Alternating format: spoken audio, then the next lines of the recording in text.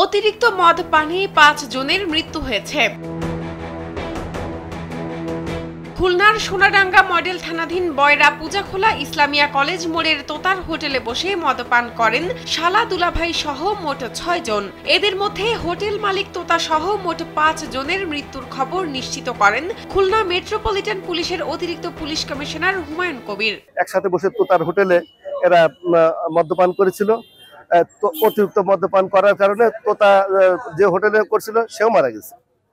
তাকে বরিশাল নেওয়া হয়েছে।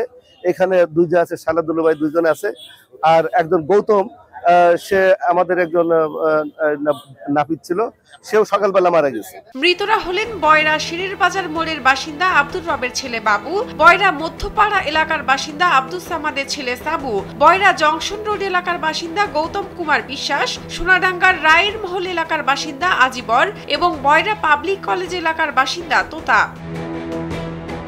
মারা যাওয়া ৫ জনের পরিবারের সদস্যরা তাদের মরদেহ বাড়িতে নিয়ে গেছে বলে জানা গেছে।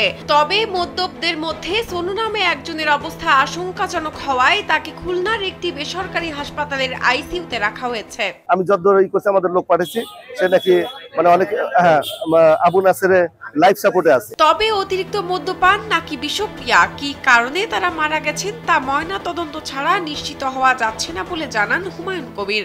আসলে তারা মদ্যপানে হয়েছে নাকি কোনো বিষক্রিয়া হয়েছে, এটা পোস্টমর্টম ছাড়া আমরা কিছু বলতে পারবো না। তবে এই ধরনের একটা ঘটনার আমরা যে এই পাশে অসমর্থিত সূত্র যে তার মদ্যপানে মারা গেছে, প্রকৃতপক্ষে আমরা কিছু এখনো পোস্টমর্টম রিপোর্ট ছাড়া বলতে পারবো না। শাহনাজ পারভিন, কালবেলা।